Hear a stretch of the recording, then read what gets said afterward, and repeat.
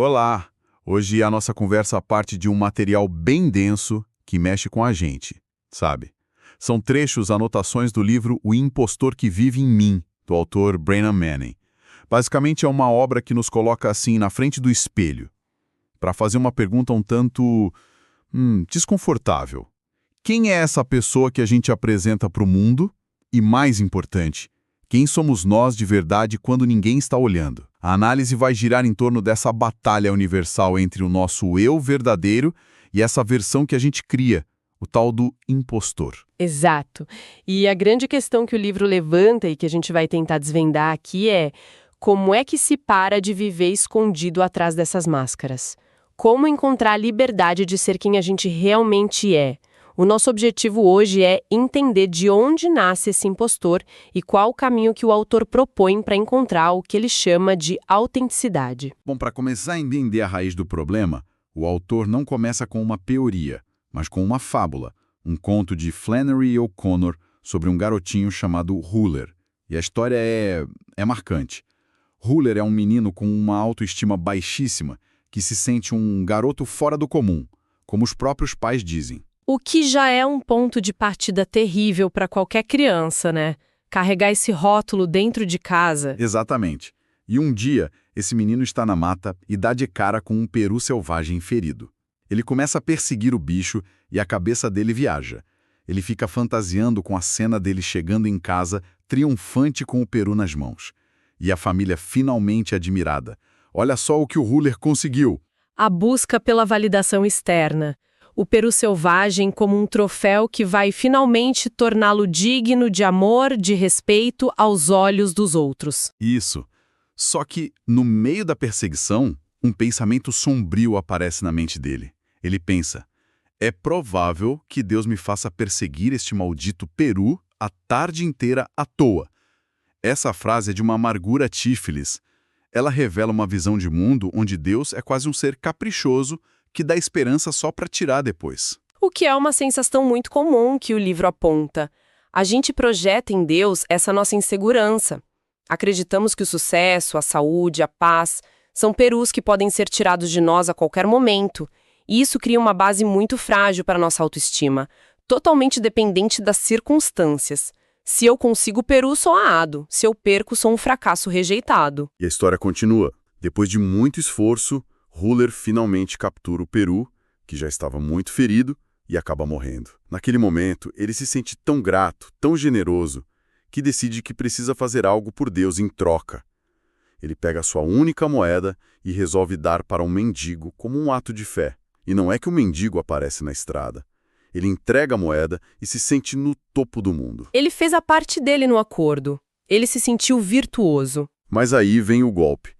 Um grupo de garotos mais velhos aparece, engana o Huller e simplesmente leva o peru embora. O troféu dele se foi. A fábula termina com uma imagem assustadora. Huller correndo para casa, sentindo que algo terrível o seguia de perto, com os braços estendidos e os dedos prontos para agarrá-lo. Esse algo terrível é a metáfora central. É a vergonha, o sentimento de inadequação, a certeza do fracasso, essa sombra que nos assombra quando perdemos o nosso peru. O autor usa essa história para dizer que muitos de nós vivemos fugindo desse algo terrível, fazendo de tudo para não sentir essa vergonha. E essa ideia de fugir de nós mesmos quando fracassamos me lembrou de uma passagem incrível no livro sobre o psicólogo Carl Jung. É quase um diagnóstico clínico desse problema. Sim, a do paciente com depressão crônica é fantástica. Conta pra gente. Um homem procura Jung sofrendo de uma depressão profunda há anos. Jung, com sua abordagem peculiar, dá um conselho estranho. Ele manda o paciente passar as noites sozinho no escritório dele, em completo silêncio, sem livros, sem música, sem nenhuma distração. A famosa cura pela solidão, mas com um propósito bem específico, né? Exato. Semanas depois, o paciente volta, furioso, diz que não adiantou nada, que ele não melhorou. Jung pergunta o que ele fez durante as noites, e o homem responde: eu li um pouco de Hermann Hesse, de Thomas Mann, ouvi Chopin, Mozart. Ou seja, ele preencheu o silêncio. Ele não ficou sozinho de verdade. Foi exatamente o que Jung disse. Mas você não entendeu. Eu não queria você na companhia de Hesse, Mann, Chopin ou Mozart. Eu queria que você ficasse completamente sozinho. E aí vem a resposta do paciente, que é o coração da questão. Ele diz: não consigo pensar em pior companhia do que eu. É uma frase brutal de tão honesta. E a resposta de Jung é ainda mais brutal. Ele diz: mas este é o eu que você impõe às outras pessoas durante 14 horas por dia. Uau! Isso é um soco no estômago. Total. Essa anedota mostra direitinho qual é o X da questão pro autor. O ódio de si mesmo. É esse mal-estar dominante que nos impede de crescer, de nos conectar de verdade. O impostor nasce justamente daí. Ele é uma estratégia de sobrevivência, uma persona que a gente cria para não ter que encarar essa pior companhia que acreditamos ser. É uma máscara para esconder o que achamos que é inaceitável em nós. Essa ideia do impostor como uma defesa é muito poderosa. Mas como isso se parece na prática, no dia a dia? O livro dá algum exemplo mais extremo para a gente entender a que ponto isso pode chegar? Dá sim, e é um exemplo perfeito do cinema. O personagem Zelig, do filme do Woody Allen. Ele é a personificação disso levado ao extremo cômico e trágico. Zelig é um camaleão humano. Ele literalmente muda de aparência, de personalidade e de sotaque para se encaixar em qualquer grupo e ser aceito. É verdade. Ele vira negro quando está com músicos de jazz, chinês com imigrantes chineses, fica obeso no meio de homens gordos. Ele não tem um centro, um eu próprio. A identidade dele é a identidade do grupo onde ele está. E esse é exatamente o retrato do impostor que o livro descreve. É o nosso eu falso, fabricado para ser aceito, para ser admirado. Ele tira a sua identidade do que ele faz, das suas conquistas, do seu status, da opinião dos outros. Como o autor coloca de forma direta, o impostor é aquilo que ele faz. A função dele é nos proteger de olhar para o nosso vazio interior, é disfarçar a escuridão que a gente sente como se fosse luz. É exaustivo só de pensar em viver assim. E o autor não fala disso de um ponto de vista teórico. Ele mergulha na própria história para mostrar como esse impostor nasce. É uma das partes mais fortes do material. Sim, a experiência dele no retiro nas Montanhas Rochosas. Isso. Ele conta que passou 20 dias isolado e durante a terapia ele teve uma epifania assustadora. Ele percebeu que não era capaz de sentir absolutamente nada desde os 8 anos de idade. Um trauma nessa época simplesmente bloqueou as emoções dele por 5 décadas. Imagine o choque de descobrir isso aos 50 e poucos anos, que você passou a vida inteira sem sentir de verdade. E foi nesse momento da infância, aos 8 anos, que o impostor dele nasceu. Ele descreve como se uma voz tivesse sussurrado no ouvido dele: Brennan, nunca mais seja você mesmo, porque ninguém gosta de você como você é. Invente um novo eu que todos admirem. E que ninguém consiga conhecer de verdade. Exato. E a partir daí, ele virou o bom garoto. Esforçado, respeitoso, o aluno perfeito, o atleta. Mas por dentro, ele era assombrado pelo pânico do abandono. O fascinante aqui é entender a função dupla do impostor. Naquele momento, aos 8 anos, ele foi um mecanismo de defesa essencial. Foi o que salvou Brennan Manning criança da dor, da rejeição, do terror de se sentir inadequado. No final do retiro, o autor escreve uma carta ao seu próprio impostor e ele reconhece isso. É uma passagem linda e doída. Ele diz algo como: quando eu ainda era uma criança assustada, você apareceu e me mostrou onde eu podia me esconder. Sem a sua ajuda, eu teria sido esmagado pelo terror. Exato. Ele honra o papel que o impostor teve. O problema, e essa é a virada, é que aquilo que nos salva na infância se torna a nossa prisão na vida adulta.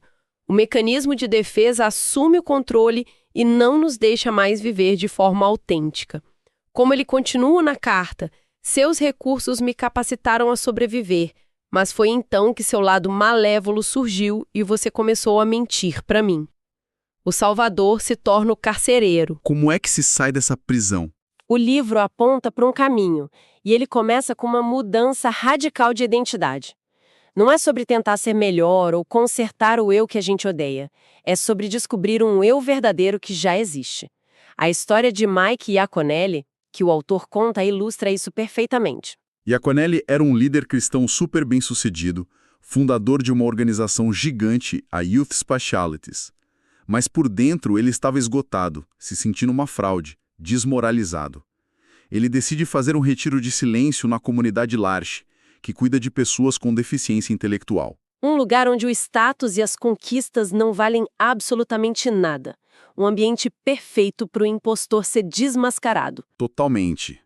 E lá, no silêncio, sem ter que performar para ninguém, ele finalmente consegue ouvir uma voz dentro dele, na alma.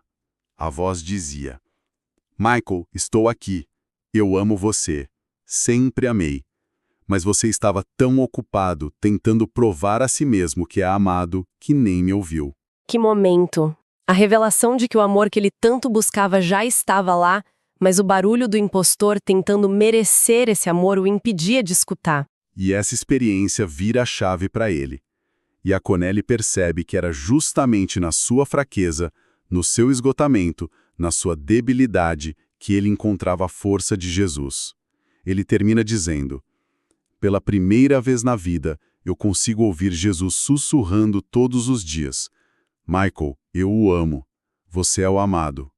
E, por alguma estranha razão, isso parece suficiente. Isso parece suficiente. Essa frase é o ponto central. Se a gente conecta isso ao quadro geral do livro, a gente vê a mudança radical de perspectiva. A identidade do impostor vem de fora, das conquistas, da performance, da opinião alheia. A identidade do eu verdadeiro, por outro lado, vem de dentro. Vem de uma definição de si mesmo que não depende de nada externo. E qual seria essa definição? A de ser o amado de Deus. O livro cita um conselho que um diretor espiritual deu a um amigo do autor, que é quase uma prescrição. Ele diz: defina-se radicalmente como alguém amado por Deus. O fato de Deus amá-lo e escolhê-lo determina o seu valor. Aceite isso e permita que se torne a coisa mais importante da sua vida.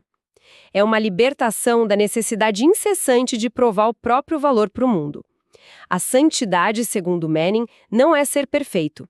É simplesmente descobrir e viver a partir desse eu verdadeiro, que já é amado. Certo. Mas como isso funciona na prática? Porque ser o amado pode soar um pouco abstrato. O autor traz isso para o nosso dia a dia? Sim, ele usa uma imagem ótima. Ele contrasta duas figuras que vivem dentro de nós: o fariseu e a criança. Essas seriam as faces religiosas do impostor e do eu verdadeiro. O nosso fariseu interior é aquele perfeccionista, neurótico, supercrítico, que vive oprimido por listas de regras e deveres. A preocupação dele é parecer bom, não ser bom. Reconheço bem essa figura.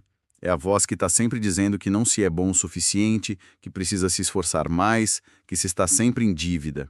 Uma espécie de espiritualidade terrorista, como o autor chama. Exatamente. Em contraste, temos a criança interior. Ela é autêntica, ela está em contato com os próprios sentimentos, ela se expressa com espontaneidade, ela não está preocupada com as aparências. O livro dá um exemplo divertido e perfeito do Papa João XXIII. A história com a Jacqueline Kennedy. Essa mesma. O protocolo dizia que ele deveria se dirigir à primeira-dama dos Estados Unidos formalmente como Madame Kennedy. Era a regra. Mas na hora que ele a viu, os olhos dele brilharam, ele abriu os braços, a abraçou e bradou: Jaqueline. Isso é fantástico, é a criança atropelando o fariseu e o seu manual de regras. É a conexão humana real vencendo o protocolo. Perfeito. A jornada que o livro propõe é essa: sair da rigidez do fariseu que nos assombra e nos cansa e encontrar a liberdade da criança. É viver com a confiança e a segurança de quem se sabe amado incondicionalmente. Porque é só essa segurança que permite a gente ser honesto, vulnerável e, no fim das contas, verdadeiramente livre. Então, se a gente for amarrar tudo o que conversamos, parece que existe quase um mapa de 3 passos aqui, né? Primeiro, a coragem de olhar no espelho e admitir: ok, eu tenho um impostor, eu tenho essa persona. Segundo, entender que essa armadura que um dia nos protegeu, hoje nos sufoca e nos aprisiona. E terceiro, que talvez seja o passo mais difícil, parar de buscar valor e validação fora e aceitar essa identidade de amado como a nossa verdade mais fundamental. É uma ótima síntese. Mas isso tudo nos leva a uma última ideia, uma provocação final que o livro deixa no ar e que talvez seja a mais desafiadora de todas. O autor cita uma peça de Thornton Wilder que se passa no tanque de Betesda, aquele lugar bíblico de cura. Certo. Na peça, um médico, um homem culto e bem-sucedido, mas que sofre de uma melancolia profunda, vai até o tanque buscar a cura para sua depressão. No momento em que a água milagrosa se agita, ele corre para entrar, mas um anjo me impede. O anjo o impede de ser curado. Por quê? Essa é a questão. O anjo lhe diz palavras proféticas, e aqui eu cito: sem suas feridas, onde estaria seu poder? Para falar aos miseráveis e desajeitados filhos da terra, nem mesmo os próprios anjos conseguem ser tão convincentes quanto um ser humano quebrado pelas rodas do viver. Apenas soldados feridos podem servir ao amor. Apenas soldados feridos podem servir ao amor. Essa frase é muito forte. É fortíssima. E ela nos deixa com uma reflexão final. O livro nos chama a confrontar nosso impostor, a entendê-lo, mas não a odiá-lo. Odiar o impostor, como diz o autor, é só mais uma forma de odiar a si mesmo. Então a pergunta que fica é: e se a verdadeira cura não for eliminar nossas feridas, nossas imperfeições, o nosso lado quebrado? E se for, na verdade, integrá-las? E se for justamente a nossa fragilidade, a nossa história de luta com o impostor, que nos torna capazes de nos conectar e servir aos outros com compaixão de verdade? Talvez o objetivo não seja se tornar perfeito e sem falhas, mas sim um curador ferido.